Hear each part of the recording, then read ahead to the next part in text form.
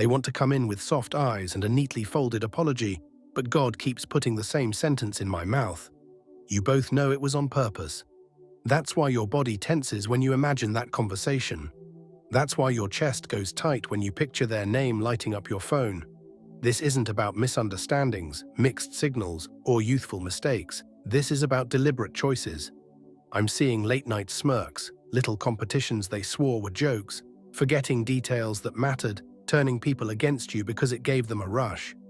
There's a specific moment God keeps highlighting, the switch in their face when they realized hurting you made them feel powerful. You felt it. You stored it. You moved accordingly. And now, because their harvest is thin and their circle is quieter than they expected, they're fantasizing about making it right. But it's a fantasy without a plan. They don't have language for the truth because the truth is an admission. I did it on purpose.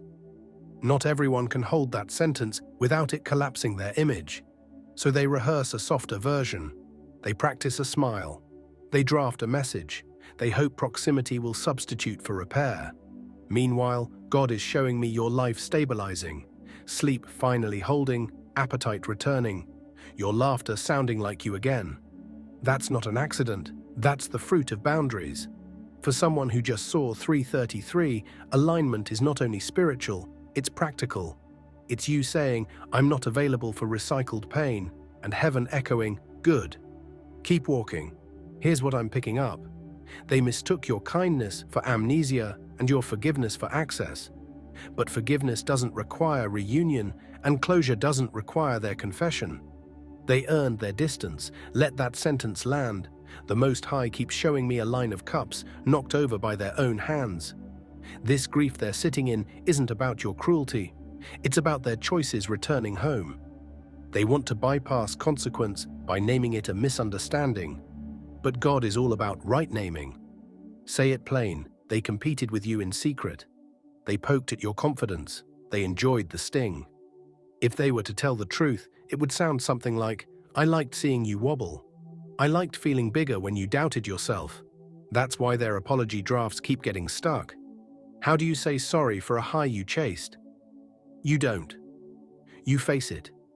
You learn. You leave people you envy alone. You return what you took. You stop asking access to be medicine for your remorse. That's their work, not yours. And while they wrestle with their mirror, God is building you on the daily. Habits that hold, money that behaves, rooms where your name is honored without you defending it. Someone needed to hear this. Your resistance to the "we should talk" text isn't pettiness, it's discernment. You're not blocking growth. You're refusing to carry someone through a lesson they refused to take when the cost would have been smaller. If you spotted 1010 recently, that's heaven stamping the end of a cycle. The era of explaining your boundaries to people invested in crossing them is over. You know what I'm hearing? Their status really did decline when they lost access to you. And that's not ego. That's exposure. I'm watching the numbers slide backward. Confident to shaky, abundant to juggling, admired to tolerated. They will call it bad luck. You know better. You watched them torch a good thing because their shadow needed to be fed. They touched what God set apart, and the glow they tried to siphon flickered out in their own hands. The Most High is showing me a field they keep replanting, refusing to admit the soil is bare because of what they did. They stand there with a handful of seeds, insisting this time it'll sprout, as if stubbornness can reverse consequence. Meanwhile, you've grown into your fire. Queen energy. The kind of beauty that is not a mirror for their ego, but a refusal to dim. There's a reason their thoughts return to you at odd hours. Guilt doesn't sleep well, and regret never learned how to rest. They're tempted to approach you gently, to just stand near, and hope presence does what honesty won't. Don't mistake nearness for repair. If they couldn't bring truth, they can't build trust. God keeps giving me this instruction for you. Make your boundaries boring and consistent. Locks, calendars, passwords, curfews on your own energy. Not paranoid, prepared. This is the season where you treat your peace like private property. If you just caught 12:12 on the clock, order is being stitched through your days. It's not glamorous, but it's how your blessing holds. And to the part of you that still wonders, but what if they've changed? People can change. So can you. Your change looks like not gambling with your sanity to find out. Here's what I'm picking up. There's an authority on you now, quiet, palpable, seen. The ones who mocked your boundaries have started copying them. The ones who doubted your discernment are quoting you without giving credit. It's fine. You didn't build to be praised, you built to be free. And because you took the long road, the Most High is trusting you with influence that makes the wrong people nervous. I see someone pacing at night, worried about your voice reaching ears they used to dominate. They're right to be worried. Your words carry weight because your life backs them. You didn't become what hurt you to survive it. You learned to be exact without being cruel, firm without being icy, generous without being gullible. That's why the opportunities arriving now won't demand your soul as payment. That's why a real love can find you without asking you to shrink. The healing you did wasn't a trend, it was a foundation, and now there's a question hovering. What if they finally say the real truth? Even then, beloved, listen to your body before your nostalgia. Does your chest soften or seize? Do your shoulders drop or rise to your ears? Peace has a posture, trust that. An apology is not an eraser, it's a beginning. And a beginning with you requires proof over time, not poetry for a day.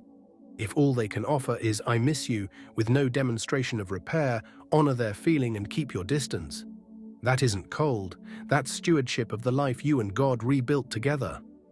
For the one seeing 144, that's your seal. You are allowed to be unavailable to the people who are fully available to your pain.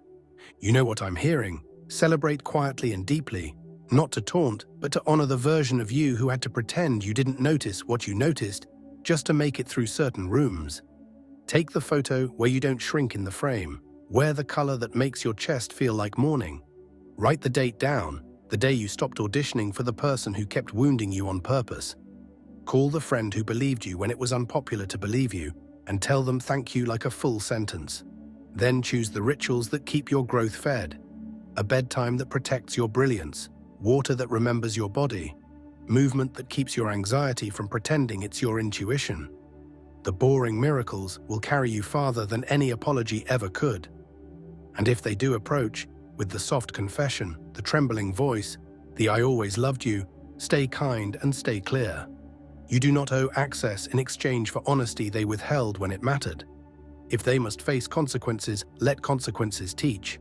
That's mercy wearing work clothes. You're not cruel for declining the invitation to re-enter a loop where you were set on fire and handed the extinguisher as a gift. You're healed enough to choose life. God is showing me your path widening like a road after the tunnel. Air, light, possibility. Your influence will serve people who never hurt you. Your love will rest in arms that don't tremble with envy. Your work will stand without you spending your whole self to keep it up. That is the fruit of acting on what you knew, even when it cost you company. Here's what I'm picking up. The final test is simple and sacred. Don't let their delayed remorse rewrite your memory. Memory is part of your protection. Remember the pattern, not to stay angry, but to stay wise. Remember the part of you that kept rising even when their words tried to slice you into smaller pieces. Remember the first quiet morning when your nervous system believed you and laid the old battle down. And remember what an apology cannot do. It can't unchoose what was chosen. It can ask, it can hope, it can repair what's reparable, but it cannot demand from you what your devotion to God has already reordered. If 3:33, 10:10, or 12:12 keep tapping you, treat them like mile markers, not mandates. Smile at the clock, breathe, and keep walking. You're not bitter, you're focused, you're not vengeful, you're responsible. You're not holding a grudge, you're holding your life. And the sweetest confirmation is this: you don't need them to be the lesson anymore. You learned it, you're living it. You're teaching it with your boundaries, your joy, your quiet home. So if they finally say, "I'm sorry," let your answer be honest and light. "I know. I wish you well." Then turn back toward the living, toward the ones who meet you where you are, toward the work that wants every skill you grew in the fire, toward the mornings where you wake up peaceful and unafraid, toward the future that was always yours once you stopped bargaining with what God already showed you.